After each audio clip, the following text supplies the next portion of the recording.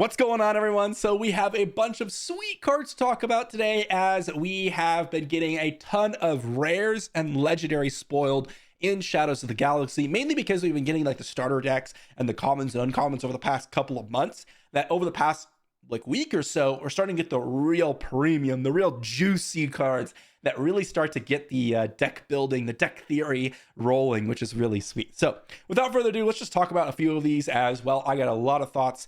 First one, we have the Marauder. It's a 5 resource command heroism space unit, 4/5 with ambush, and when played, you choose a card in your discard pile, you put it into play as a resource if it shares a name with a unit you control. Mind you, the name is the top of the card. It's not like the Marauder shuttling the Bad Batch. It doesn't have to have the same exact subtitle. It can just have the name, the Marauder. So if you have like a Sabine Wren and another Sabine Wren, or like a Luke and another Luke, that absolutely works, which is really important to keep in mind. So for me, this immediately called back to one of the best cards in the entire set, at least in my opinion, which is Echo. Echo is a 4 resource ground unit and command heroism, same aspect, so it fits directly in terms of the same aspect type deck. It fits right before this curve, and it plays perfectly into the Marauder. You play a 4 resource 4/4, you discard a card from your hand. You don't necessarily have to give 2 experience tokens, mind you. You can just discard a card. Like, let's say you have, I don't know, maybe you have 2 Echoes in hand and you decide, okay, I'm going to discard an Echo, and then you give 2 experience tokens to Echo. You don't have to, but let's just say that does end up being the case. Like, if you don't have a duplicate named card, you can always just discard a card because you plan to draw a card, or you maybe search the top of your deck. But anyways, we have 2 copies of Echo. You give Echo 2 +1/+1 experience tokens. Boom, he's a 6/6 restore 2. And then you get to play Marauder, ambush a unit, and get another resource in play, which perfectly ramps you into Ewing reinforcements. Same aspect, really powerful event. We've seen it constantly in all the sort of mid-range decks. This just looks like a super valuable unit. And to be honest, I don't really see a reason not to play at least a couple copies, maybe even the full play set in a lot of different heroism command decks, as it gives you a way to remove a lot of earlier space units without any real downside, just a couple of points of damage on the Marauder. And if you do get the ramp portion, oh, that is fantastic. If you get both, it's an absurd card. If you get neither, it's still reasonable. It's still a 5 resource, 4/5 space unit. So I'm really impressed with the Marauder. And again, it works perfectly with what Echo wants to do. And I've already found or felt like Echo was one of the most powerful rares in the entire set. Next up, we have Choose Sides, another 7 resource event in command, another rare.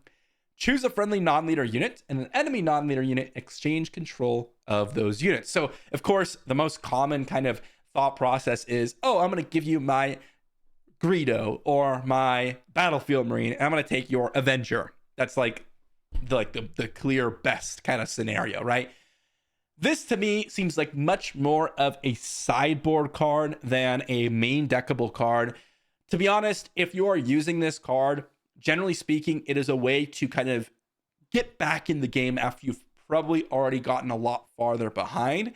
As the only way this works is if you're not giving your opponent a really solid card. Like if you're giving them, I don't know, 5 resource card or 6 resource card, it might just be still pretty bad for you. You really need to trade up a lot. And so you need to play a pretty mediocre unit. And I actually find that, well, I do think it's going to be more of a sideboard card, because if you're playing this main deck and your opponent's playing like the heroism aggro deck, and the best card you could steal is like a K2SO, and you have to give them like a 3/3, it's still like not great for you.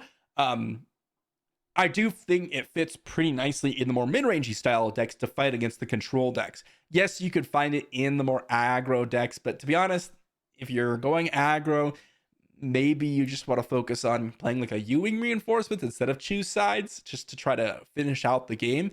But I do think this card's pretty sweet, and there is, as I mentioned earlier, the scenario where you're playing like a Spec Force Soldier or a Greedo, and you give them the Spec Force Soldier and Greedo, and you take that insane Avenger, or maybe even something like a Devastator or a Finalizer or whatever it is.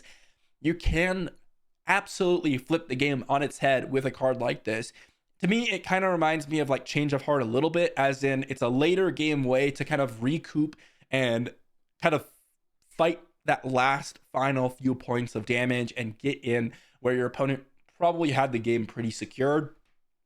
This flips it on its head. So pretty sweet card, but I don't know how impactful it'll be in a lot of the main decks. Next up, we have probably the most overstated unit in the entire game, comparable to like Boba Fett Leader. It's a 3/2 ground unit in aggression for 1 resource.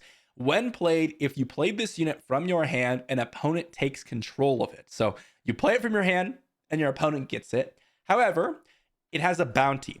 If you own this unit, and when it says own, it refers to the player outside of the game, like if you own it as part of your deck, play it from your discard pile for free and give an experience token to it. So essentially, you play this stolen land speeder, it goes to your opponent, and then you have to defeat that stolen land speeder essentially to play it to get a 4/3 for free. Now, this looks pretty nuts. And the main reason I say that is if I pull back open the card menu here and I look up Dengar, okay, and I look up the Bosk Leader. Anytime you play an upgrade on unit, you can deal 1 damage to a unit. And then if you look at Bosk, you could deal 1 damage to a unit with bounty. So the kind of idea here, the golden goose scenario, the absolute best scenario that you can ask for is you play your stolen land speeder, you play your Dengar, you deal 1 damage with your action to that stolen land speeder, and then you play some sort of bounty upgrade on that unit. Something like a public enemy, for example, or more ideally, like a guild target, right? And because of that, Dengar is going to ping that unit, deal 1 damage to it, and then you also get the claim of the bounty from that upgrade. So you get to deal 2 damage to their base, and you keep your Dengar around, and then you get a 4/3 plus a 2/2 Dengar on turn 1. Now, that's obviously dream scenario, but I do see that potentially happening in some of these decks. Now, if you don't have the perfect deck set up for it, and you're just trying to play this, and you're an aggressive deck, and you're like, okay, maybe I can trade into it and get some value there, I, generally speaking, don't think it's actually that powerful of a card. Because if you think about it, okay, let's say I play, I don't know, some sort of Viper Probe droid, or heck, maybe even I play a 1 resource unit so I can do it on turn 1, like a Greedo plus a stolen land speeder. Well, the following turn, assuming your opponent took the initiative because you played 2 units that turn, they can potentially just kill your Greedo, and then they got a 3/2 for free.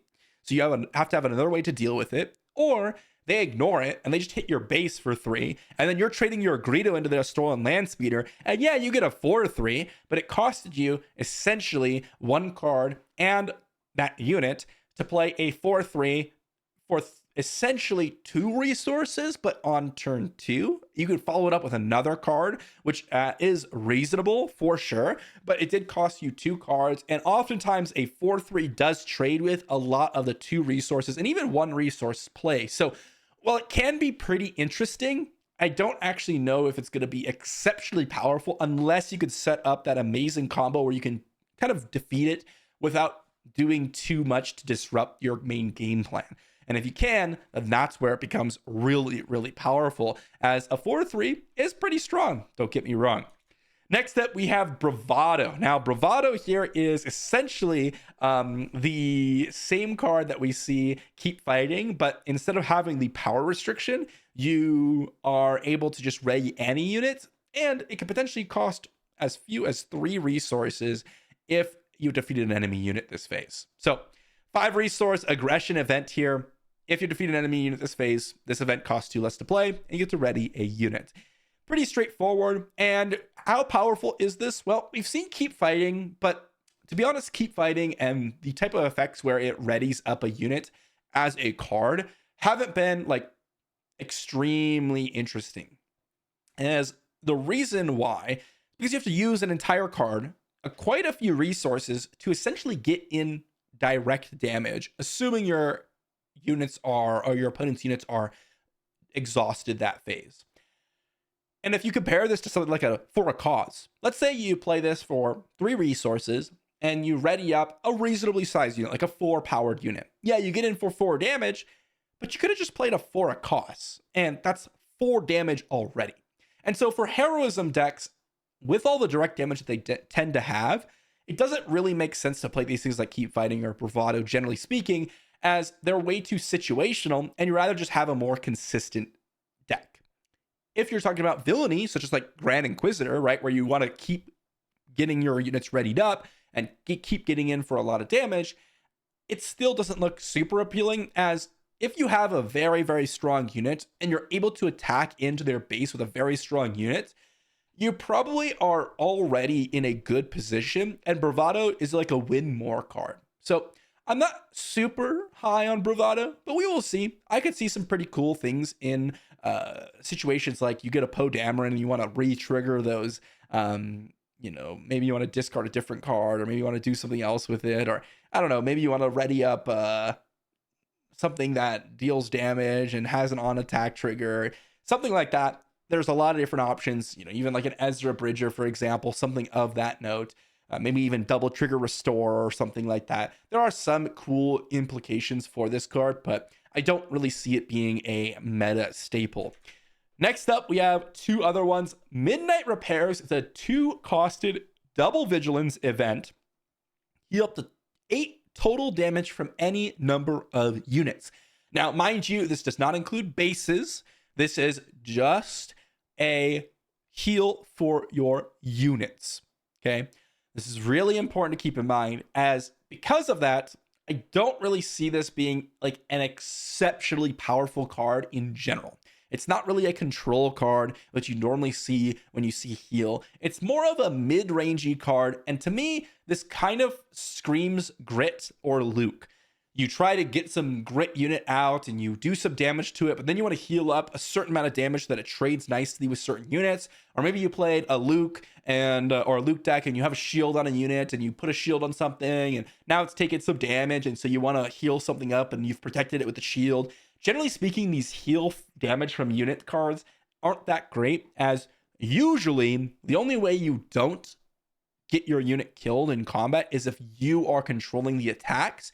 And if that's the case, then you've probably already won that trade. So once again, this kind of feels like tends to be a win more card, but I do see some potential for some Grit synergies and some potential Luke synergies. But we have another card here that I think has some massive implications for the game going forward. We have a 6-resource vigilance event in Rivals Fall, and it's pretty simple. Defeat a unit. Now here's the really key part of that.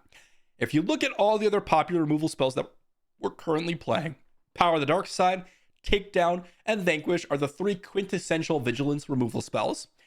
Power of the Dark Side is limited by your opponent gets to choose, and they usually defeats your weakest unit on the battlefield, or your opponent's weakest unit. So in some cases, just defeats their leader because it's the only unit they have on the battlefield. But a lot of cases, it just defeats the weakest one, and it's a pretty solid one for cheap resources.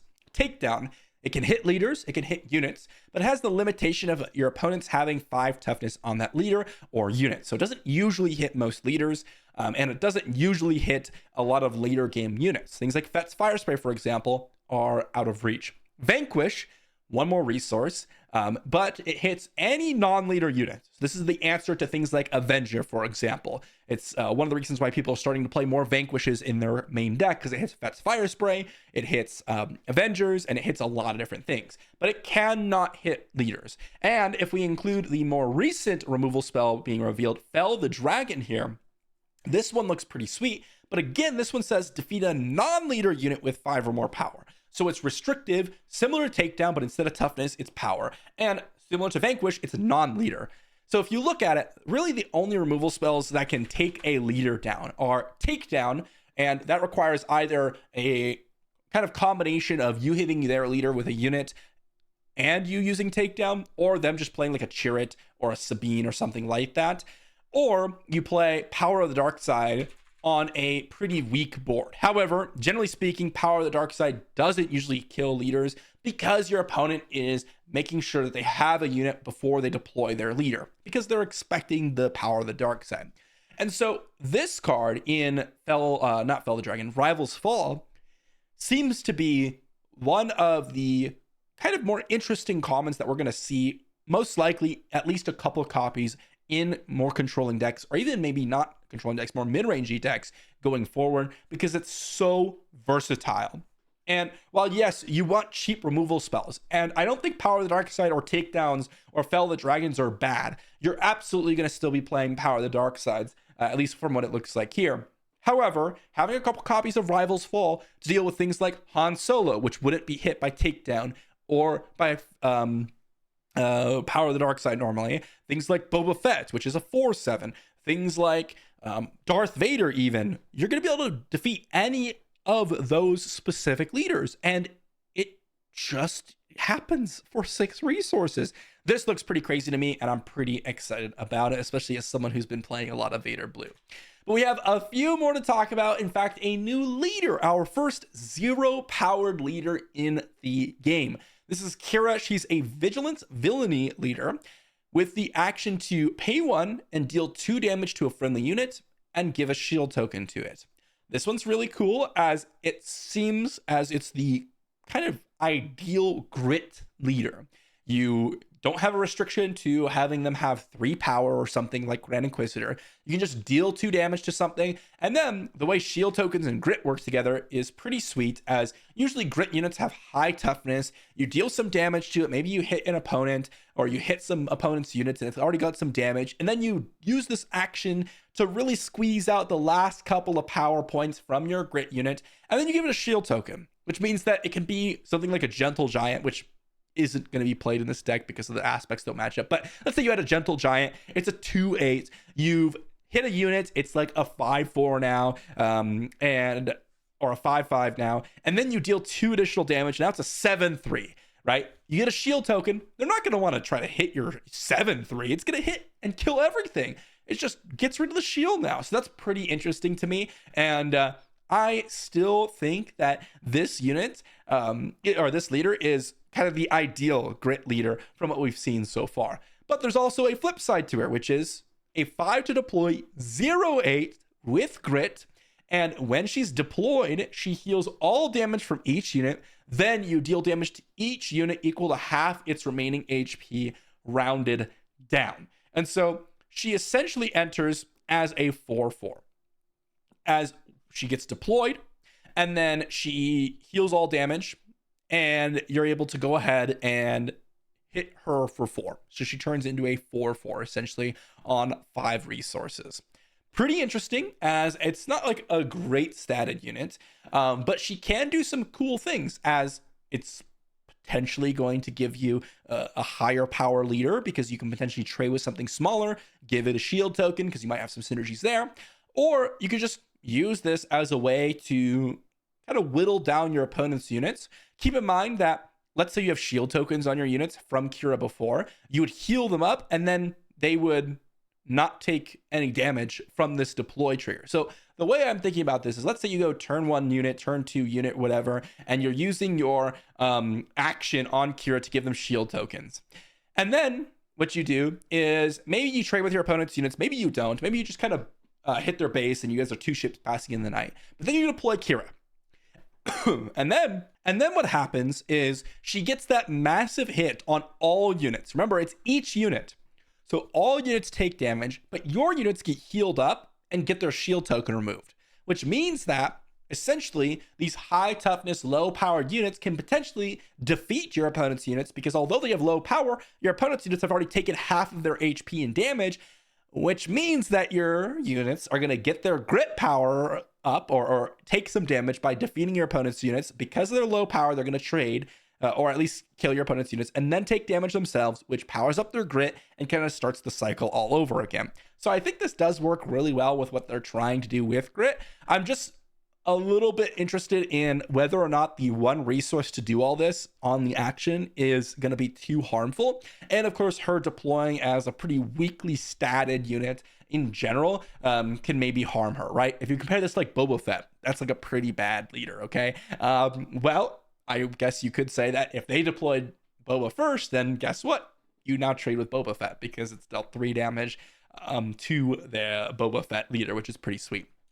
But we also have 2 other cards to talk about here. And the first one is Lom Pike. It's a 4 resource ground unit in Vigilance Villainy, and it's a 4/6. On attack, you may give a shield token to an enemy unit. If you do, give a shield token to a friendly unit. And it's got Smuggle for 5 in the same aspect. So a pretty sweet card here, as a 4/6 for 4 is a pretty nice statted unit. If you look at the other 4 power or 4 resource plays that we're commonly seeing in the game right now, I think a K2SO, I think Kanan Jarrus, these are the cards that immediately pop into my mind. And this is better statted than both of those.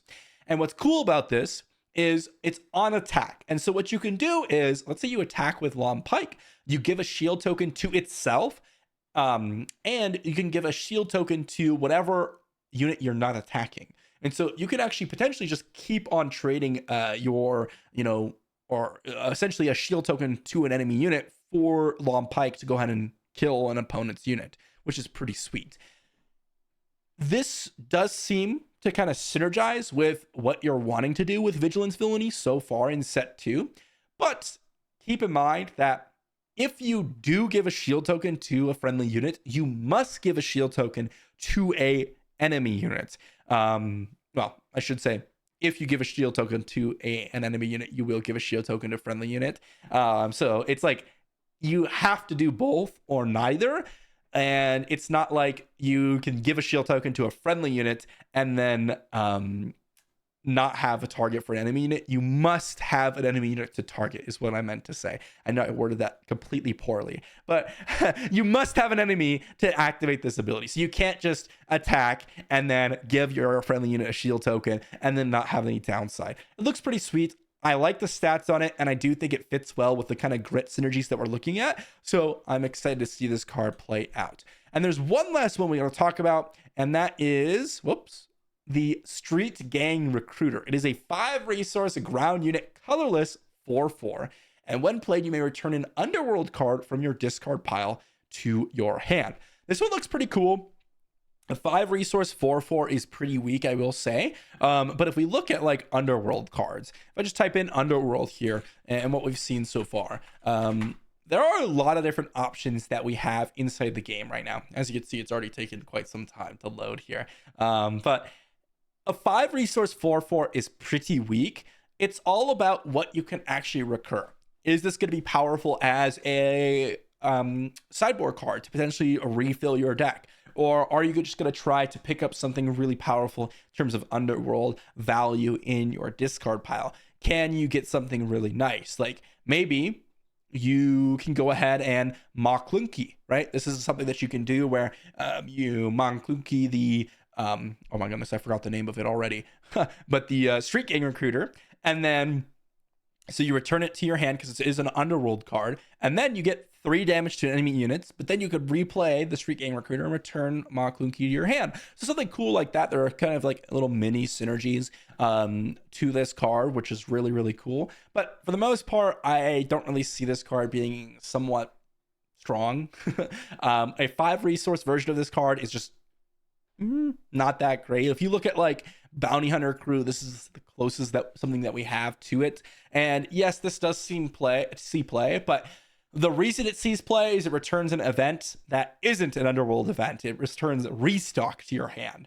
And the ambush is relevant in some cases. And while it is a 6 resource 4/4, which is even worse in terms of stat line, it has a more versatile option in terms of its when played ability, and it gives you that ambush. So while this is interesting and you can do some cool things with it, I don't think it's particularly strong yet. So that is going to wrap up our spoilers for today. We have a ton of them kind of popping up in all of the Reddit posts, the FFG Twitter, and all that type of stuff. But the card I'm certainly most excited about is definitely the Marauder. This just, in my perspective, or from my perspective, just works so well with something like an Echo. And these units are so well statted that, and have key abilities that even if they don't really work to what they want to work for, they still are very solid in the worst case scenarios. And that's something that's really important when evaluating some of these cards is, yeah, of course, the best case scenario is going to be amazing, right? Marauder kills a red 3 or a Millennium Falcon or a System Patrol Craft, and you get to ramp, which is fantastic. Yes, Echo, a 4 resource, for a potential 6/6 with Restore 2. But the downside is you get a 5 resource 4/5 in space. Like, that's pretty good. And in Echo's case, you get a 4/4 for 4 with Restore 2. Like, that's pretty solid. There's nothing really to complain about there. So really impressed with these cards. And there's a lot of other sweet ones that we got to talk about. Things like, Choose Sides, Stolen Land Speeder, even Bravado, and things like Midnight Repairs. I see some really interesting potential for these cards, but not as just straightforward good. And then of course there's like Rivals Fall here that are just straight up good. And of course Kira, the new leader for Grit. Let me know what you think, and let me know what your favorite card is in the comment section down below. Thanks for watching, everyone, and I'll see you all for the next video.